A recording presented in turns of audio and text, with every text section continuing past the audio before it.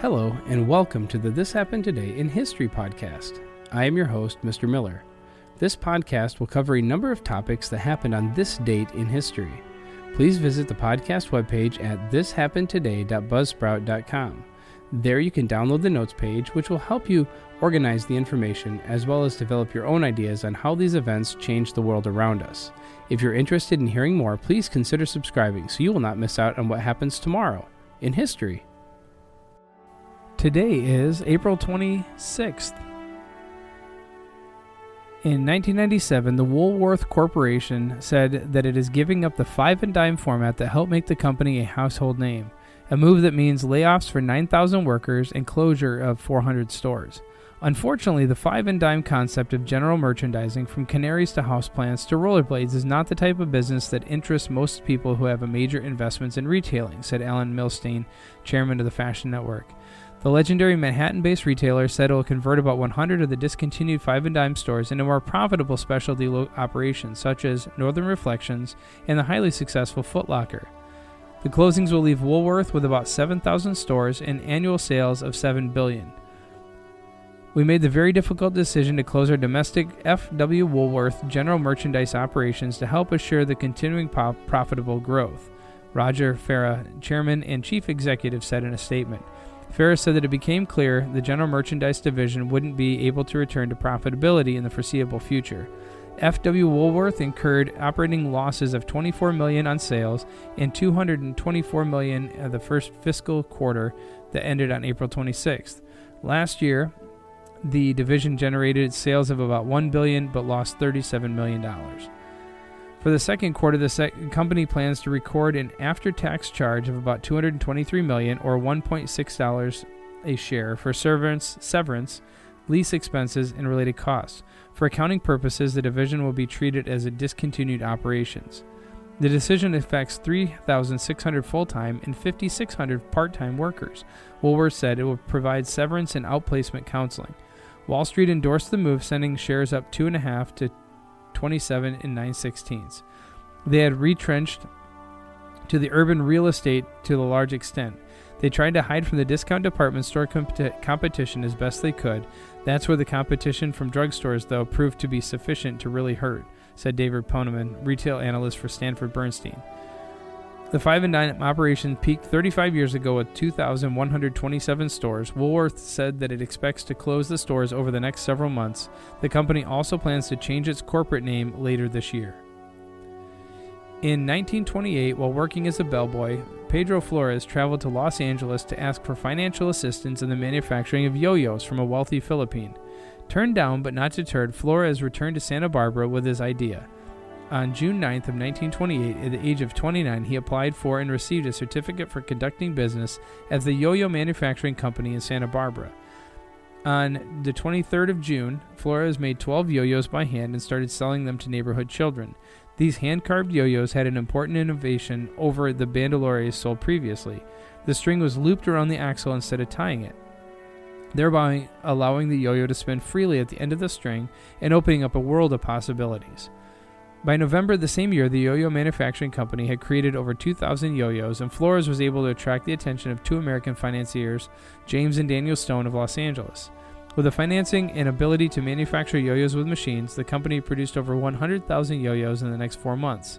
A year later, in 1929, the company had expanded to 3 factories: Flores and Stone, Los Angeles, the Flores Yo-Yo Corporation in Hollywood, and the Yo-Yo Manufacturing Company in Santa Barbara, employing 600 people and making in excess of 300,000 yo-yos daily. Although some Flores yo-yo strings are made out of silk, allowing for less sleep action than later cotton strings, the product design was a success. Several different designs of the Flores yo-yo were done, with prices ranging from 15 cents to $1.50 in 1929, each depending on the design and decoration. Flores employed Dorothy Carter as his chief designer of his yo-yos. To further promote products, Flores inaugurated the first yo-yo contest, which spread the first yo-yo craze through the United States in late 1928 and 1929. The first yo-yo contest was held in Santa Barbara, California in 1928 and was the start of many Flores contests. Promoting the Flores yo-yo, the wonder toy, Flores used the "if it isn't Flores, it isn't a yo-yo" phrase as a product slogan. Early contests helped spread the joy of yo-yos, but they were very different to the more modern contests. Initially, yo-yo endurance was the main event, with the winner the individual who could keep his yo-yo climbing up and down without missing for the longest period. As a result of this, many contests yielded ties after hours of continuous yo-yoing by competitors refusing to quit. In these cases, the champion was frequently determined by drawing straws. Some additional categories that were featured at the Flores contest included the yo-yo thrown farthest with complete return and the largest number of perfect spins in a 5-minute period. In addition, prizes were also awarded for handmade yo-yos, with the yo-yos made out of bicycle wheels and wood barrel tops not uncommon submissions. Flores had the trademark on the word yo-yo in the United States registered on July 22nd of 1930, but not as commonly believed as a patent on the actual products. At this time, the only yo-yo related patent was for the bandolier.